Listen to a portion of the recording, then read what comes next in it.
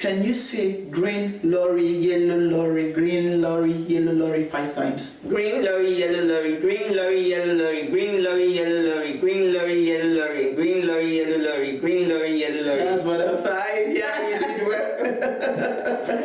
That was nice, I must say.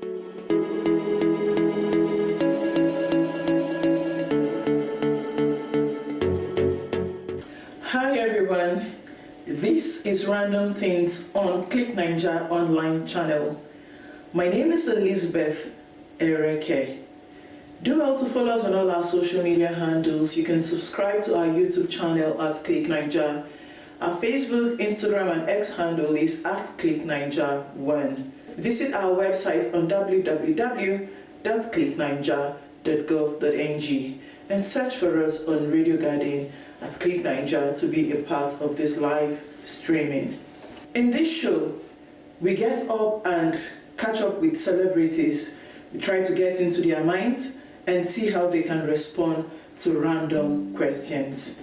With me in the studios today, it's a beautiful lady, gorgeous one. She is a second runner-up for the poetry at the Abuja Writers Forum. She's a journalist and an international law and diplomacy expert, who is also the founder of Co-Authors Team, which is a writing hub. Miss Olaitan Lillian Abiodun. You're welcome on the show. Thank you so much. It's a pleasure to be here. Okay, so let's get straight to our questions. I want to ask you some random questions, and I want you to be as swift as possible in answering them. All right. Just the first instinct is what I need. All right then. Between Portable, Speed Darlington, and Burna Boy, who would you rather go on a date with? Burna Boy. What will you do if you won $100,000? I'll own all oil blocks, give to the orphanage, and get a better life for myself. So the last question. Can you say green lorry, yellow lorry, green lorry, yellow lorry 5 times? Green lorry, yellow lorry, green. You see, I can't even say it myself. Okay, so can we do green lorry, yellow lorry 5 times? Let's go. Okay. Green lorry, yellow lorry, green lorry, yellow lorry, green lorry, yellow lorry, green lorry, yellow lorry, green lorry, yellow lorry, green lorry, yellow lorry. That's more than 5. Yeah, you did well. That was nice, I must say. So let's get fully into the interview. You said you have participated in several poetry competitions and won awards for your works. You came second runner-up for the poetry at the Abuja Writers Forum. Can you share with us how rigorous the process and your experience of going through the process and coming up top? Okay, the first experience I had was in 2017. Although before then, I'd been putting into competitions like that, but the one that I became second runner-up and made me understand that, yes, I could write like a pro, was that of the 2017 with the Abuja Writers Forum. And so how was it rigorous was, okay, we're supposed to write poetry lines on Nigeria, putting words like Nigeria, putting words like crude oil, putting words, specific words were expected of us. And we're supposed to, you're going to continue writing till you get to a particular stage. So I think my most defining moment was when we had to mark scripts for each other, and I got to understand that, okay, now I have to be serious. Since somebody has to mark my own, then I have to mark the other person's own at a particular stage. It was quite rigorous anyway. We had it at a place called Gariki in Abuja. That's the final stage. We had this particular place we used to hold it then. Programs like that. Okay, so it's been said that different poets get their inspiration from different sources. Are you a spontaneous writer, or you get your inspiration from something else? It's both ways, spontaneous and also inspiration from other things that happen to me in life. Most of the time, I usually have time to write when I have enough space, like maybe I'm not so engaged. I think I started writing when I was 16, immediately after work. I had a lot of time to play around with maths was about 1 year then before I gained admission when I was 17, and that was the time, the defining moment of my life when I understood that, okay, I have this going on there. Before then, I used to write and paste on the boards when I was in Queen's College, articles and all that, but I wrote more of my very nice poems between the ages of 16 and 17. So being spontaneous about writing, sometimes it happens that way. When something happens to you, either good or bad, then you think inwardly and then you write. Like Blessed Memory, one of the directors I work with, she mentioned that one day, okay, she was tying her headgear and I was looking at her and she was like, oh, are you going to write a poem about this again? I was just looking at her headgear for crying out loud. Yes, spontaneous, when you look at some things or rather some things that happen to you too, it makes you think inwardly and you write. Okay, Yes. so are there poets or works that have influenced your style of writing and why? Okay, yes, spoken words, young people and their spoken words inspired me a lot because there was this book I read some years back, inspired by emails. That's the name of the book. I got it from my sister who is a medical doctor, and people who put in their poems together from the emails. And also I get inspiration from sometimes Shakespeare literature for secondary school, the ones I read. It will help you guide your thoughts to follow the rules of writing because it helps the poetry more interesting. It's not all the time that you have to write free verses so that you don't confuse people, and then they're trying to understand if you're writing a prose or you're writing a poetry. So sometimes it's good you have mentors. All right, I was expecting to hear names like Wale Soyinka. I know he does some kind of poetry. Yeah, but during my time, I didn't really read a lot of his poetry. Pepe Clark, yes, some other ones like that. All right, now it's said that poetry is supposed to play a role in addressing political and social issues. As a poet, do you think today's poets are contributing in addressing both the political and social issues in our country?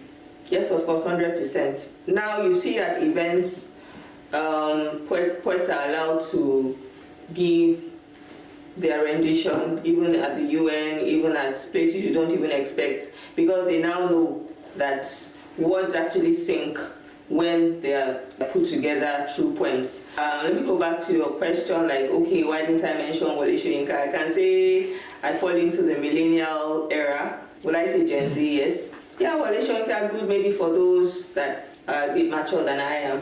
But I get a lot of inspiration from younger people a lot of times. So about the political questions, how the poets change the political game. Someone like Al-Islam, she's a well-known poet now, and she's doing a lot of talking about issues, talking about the Uromi killings, talking about issues that have occurred and why they shouldn't happen. And she's very, very bold. I like people like that who speak to the conscience of the masses and also the elites. What role does your emotions now, and personal expression play in your poetry? And how do you balance these expressions? Okay, emotions, personal expressions. Okay, those two, right? Yeah. Okay, how do I balance them? Right. Now, the truth is, most of the time when I have to write a poem, I don't rush to write a poem. I just drop the title in a diary. Okay. And then I take my time. After some time, maybe like a month after, I go back there, look for flowery words to make it appeal to the emotions of people. Because like you said, how do I strike a balance? Now, if something happens to you and you start writing, sometimes it's really good, like A.K.O. Okwo's book, who wrote Hesed, and the book won the NLNG prize of about $100,000. He has passed on now, God bless his memory. That Hesed was just one poem in about more than 100 pages. And I can tell you for free that it's an emotional poem. But it won him a prize. Just one poem, imagine, spilling into more than 100 pages. So sometimes you may not want to have a balance. You may not want to strike a balance. because some people just need you to set your pure thoughts. But for me, I try to strike a balance a lot because I've been groomed over time. I've gone to a lot of workshops teaching me on how to write, and they made me understand that you need to be a pro. And I did something recently, a poetry recently, in the form of an ambassadorian poem. An ambassadorian poem is a poem that has all the 26 letters of the alphabets in it. So I've come to that stage in my life where I want to write like a pro. Alright, the program is still Random Things on Click Ninja online channel, and I've been speaking with a poet, Miss Olaitan Lillian Abiodun. Thank you. And I must say, you've exposed so much about how you come about writing and giving us the best in terms of poetry. Thank You can also subscribe to our social media handles. We're on YouTube at Click Ninja, Facebook, Instagram, and X at Click Ninja 1. Log on to our website on www.clickninja.gov.ng, and we're also on Radio Garden at Click Ninja. To be a part of this conversation and catch up with all other stories and publications we have for you. So moving forward, do you think poetry is undervalued in our society? Well, in the Nigerian climate, right? Yeah. Undervalued. Yes and no. Now I say yes because associations such as Nigerian Authors, ALS, AWF, and now we have a UNICEF. We're going to have Abuja as a UNICEF creativity village very soon. I can say 50% we've done perfectly in making sure that it's not being undervalued. I can tell you for free, and I can tell you almost 100% that a lot of people, a lot of patrons are throwing their weight on how to see that literary people are not silenced. I happen to be an ESCO, presently an ESCO with the Association of Nigerian Authors. I happen to be their treasurer, and so I know how much our patrons put in, I mean financially now. So we can't say this part of Nigeria, or rather Nigeria, undervalued. We can just say that maybe we've not monetized what we have. We've not made like a portion of the GDP. I believe that the Ministry of that's creativity, right, and innovation should do more about how to deliberately make literary people make a lot of money from what they do. Okay, so it is said that poetry is an art that uses abstract language to communicate. How do you ensure that your message is clear for your audience to understand? Yeah, okay, so like the last poetry I did, let me just give you an example now. That last poetry I wrote is called Fetus of Spikes. Now, what I did about that poetry, because it was laced with a lot of emotions and everything, I made sure I had another page for will I say footnotes of why the words were used, the type of literary verses that were used, and in fact people applauded me for that. I first of all shared it on our WhatsApp group, and people were wowed. But like, okay, so you took your time to explain. It's just like teaching literature students why some words were used. Especially for literature students, when you're writing WAEC, they will ask you, why was this word used? What's the meaning of that word? What literary device does it fall under? And stuff like that. I did that. So in a way, the abstraction, right, the intangibility of words used in a poetry sometimes and most of the time should be explained. Not all the time. Not all poets have that patience to put footnotes, you know, to explain why and why. Like spoken words, you don't expect a spoken word person after the program to say, oh, this is why I used it. You just have to key into that moment and try and see the emotions and listen to the words and let it resonate to you the way you say it. Then you take your judgment on how the poem was.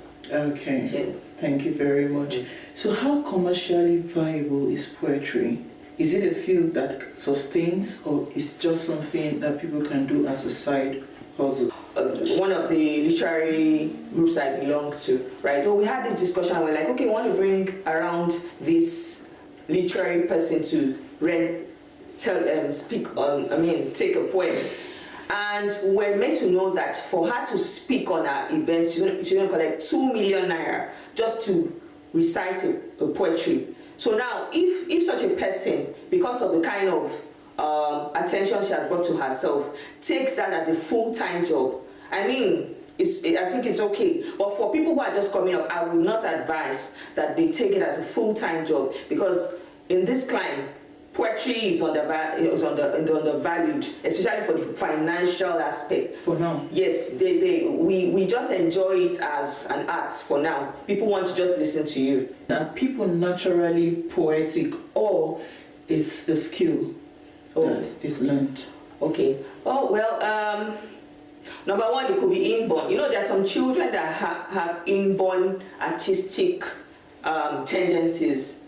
For example, you give it to a child and you have pictures of maybe human skeleton in your house. You want the child to be inclined to the sciences, but maybe the child's memory is just inclined to flowers, colors of flowers. From there, you see that child has this inborn tendency. So now, you can have it inborn and you can learn it. When I noticed I had the inborn tendencies, then I went for workshops to make it perfect. Because you can't start writing at 16 and write the same way you were writing at 16. I'm almost 40 now. And so definitely, if you compare my poems to when I was 16 to now, the difference is so clear. Exactly. The difference is so clear. So you also need to have a balance, even if you are an inborn poet. You also need skills. You need at least 70% to tidy your line of thoughts. Okay. And put the literary devices in place. The assonance, the alliterations, the hyperbole, and the likes. Yeah. All right then. We're gradually coming to the end of this program. But before we go, I would love you to do one of your work for us.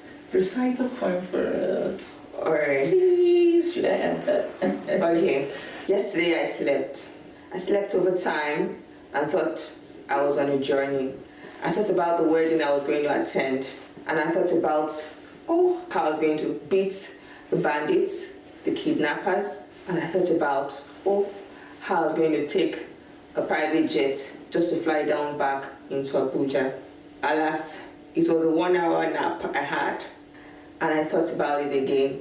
I woke up and dreamt, these fears actually occur even in my subconscious. How the roads are death traps, how the roads are unpliable, and whoever gets home safe, Yoruba will say, Enyoriyo, no delay. Thank you so much.